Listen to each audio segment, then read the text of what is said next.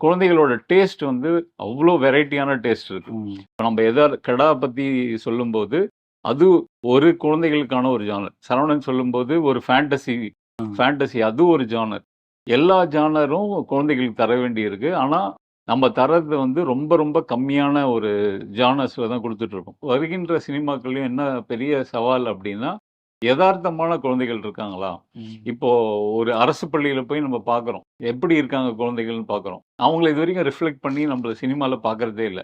இப்போ குரங்கு படல் வந்ததுன்னா, அது வந்து ஒரு 80ஸ் காலகட்டத்தில இருந்த குழந்தைகள். அல்லது அ பள்ளிக்கூடம் வந்தது அப்படின்னா, அது இன்னும் இன்னும் அ முந்தைய சமுத்திரக்கனியில் ஒரு படங்கள்ல இது மாதிரி சாட்டை. சாட்டை. அது வந்து கருத்து படம். குழந்தைகளுக்கான படமா இல்ல அதாவது அரசு பள்ளி மாணவர்களை ஓரளவுக்கு காமிச்சிருந்தாங்க தானே அதுல. இல்ல காட்டுறாங்க. பட் அதை வந்து நம்ம குழந்தைகளுக்கான திரைப்படமாலாம் எடுக்க முடியாது இல்லையா?